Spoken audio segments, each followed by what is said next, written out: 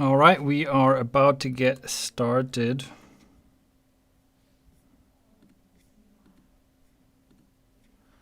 I hope you guys can hear me, and you should be seeing the screen here.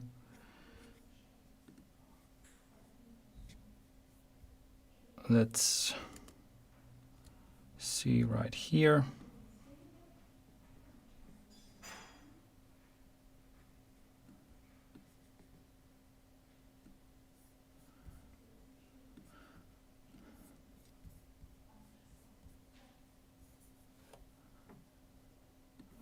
Yeah, I'm having some last minute technical issues, unfortunately, as tends to be the case.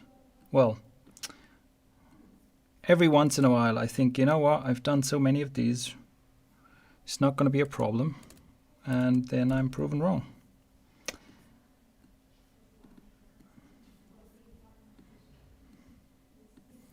But I'm getting there. I'm slowly but surely getting there. All right. Here we go. Now it's not recognizing my camera for some reason, so I'm trying to fix that.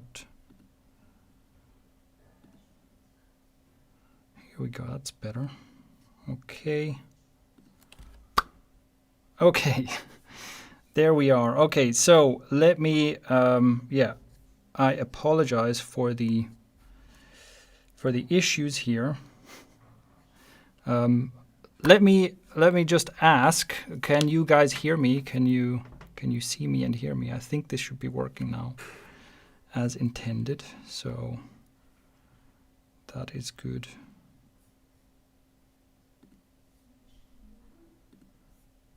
Indeed, yeah, it's like a cosmic law. It's a cosmic law that if you get confident in your abilities to live stream, things are going to go wrong. All right, good stuff. Okay, I can see I'm getting feedback that it's working. That's very good. Okay, now, so what we're going to do today is we are going to talk about building a course business. So we did this series of videos where I shared some of the things that I've learned in, what is it now, like 10, 12 years of building online businesses, and I've done many course businesses. And yeah, we talked about that. So,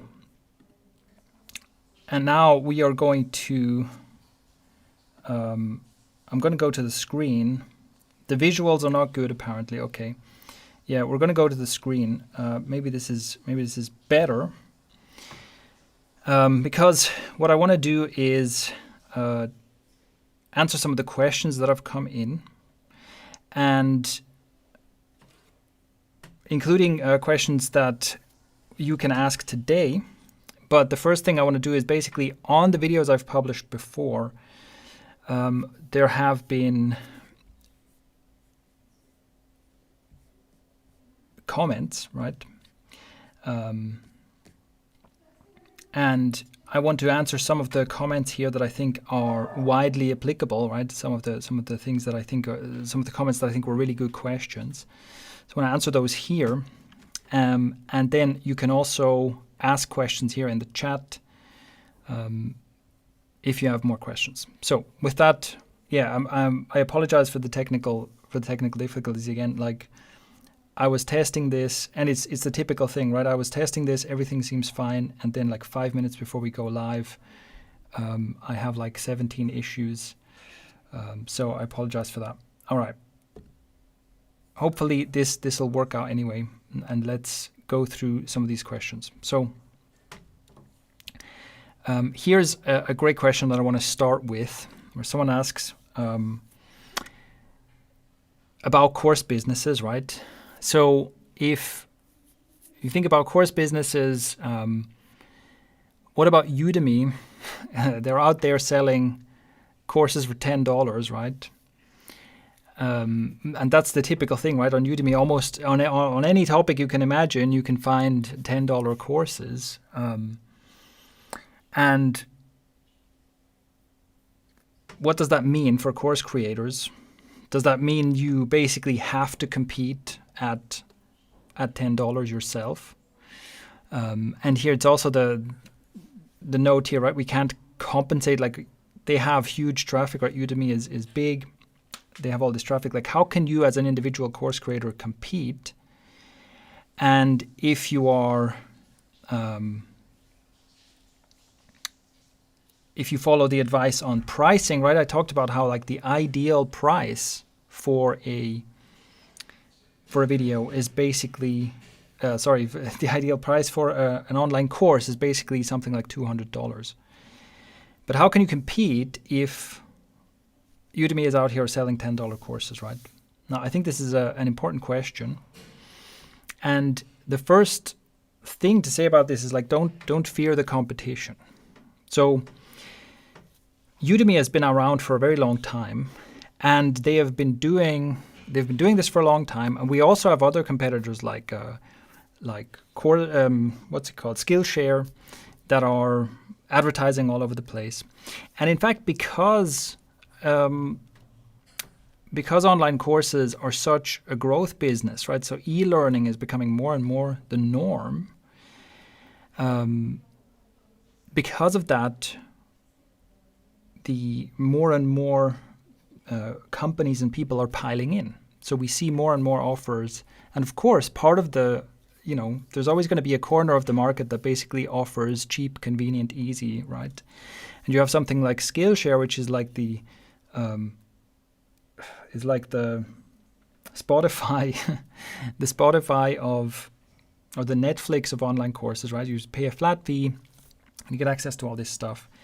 Whereas Udemy is maybe like the iTunes of online courses. You get all these courses at a cheap price. But the thing is, look, no matter what you do, you're always going to have to compete, right? You basically always have to answer the question for your potential customer. You always have to answer the question, well, why should I buy your thing instead of someone else's thing? And it's also normal that there will be some competition, some price competition. So in any industry you will have, that's like one of the strategies, right? Can I underbid my competitors? Can I offer the same kind of thing but cheaper? And it's really something that shouldn't intimidate you. You shouldn't be worried about that. In any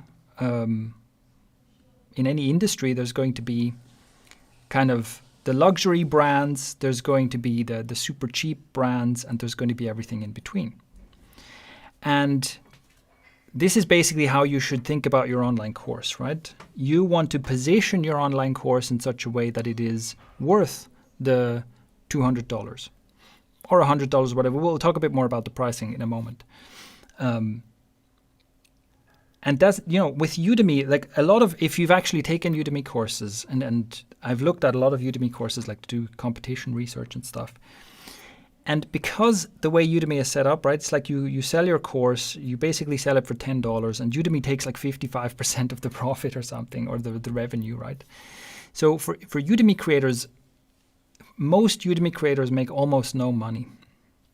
And of course, there's some that have like the top ranked course in a category, they make a lot of money. But most Udemy creators, like they put all this work into a course and then they make like, $50 a month if they're lucky. And so the quality of the courses matches that quite well. The quality of the courses is generally also, they're often like very, pretty poorly put together courses where someone's just talking about talking over some slides, right? They're not like highly, and it's also, it goes into the production quality thing, right? People make these courses as cheaply as possible, and yeah, that's basically what we have,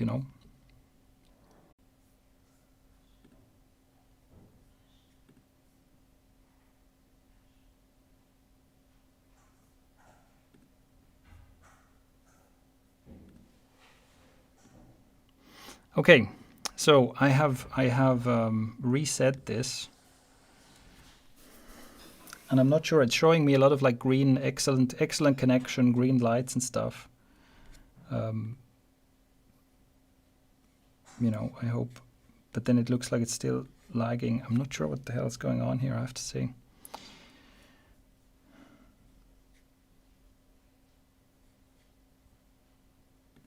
Yeah.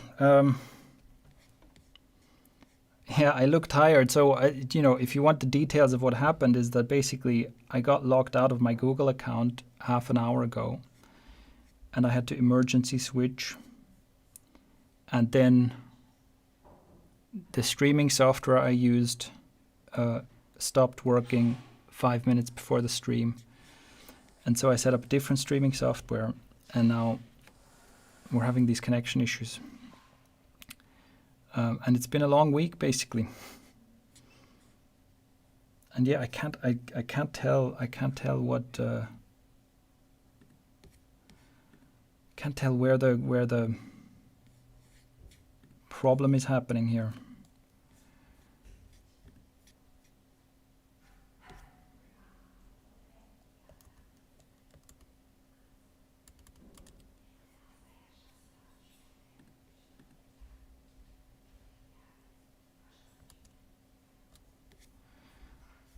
Okay.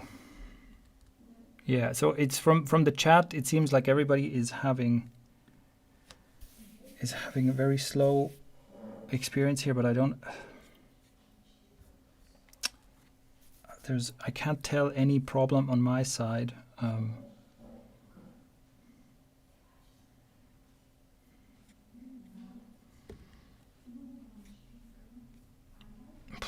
Okay.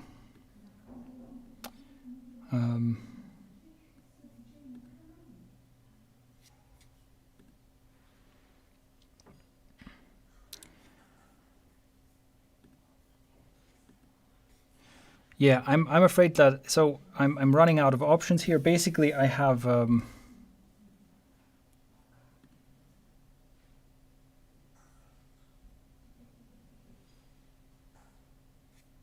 yeah, it's so it seems like the stream is basically unwatchable, right? From what I can gather here. And I can't tell why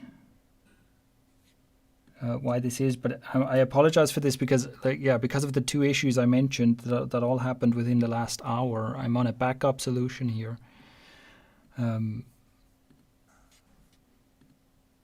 Yeah, I don't know. I don't know how else. I don't know what else I can do to try and improve this.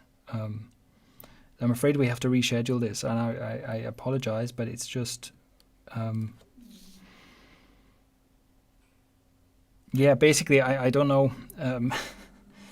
I'm out of ideas for what to try because this is already like the backup of the backup solution, and I have. Yeah, I'm out of ideas now. Basically, I'm out of ideas now. I have everything on my side is a green light here, and it's just, and YouTube is saying it's not receiving enough data. So yeah, I apologize. I think we have to reschedule this. So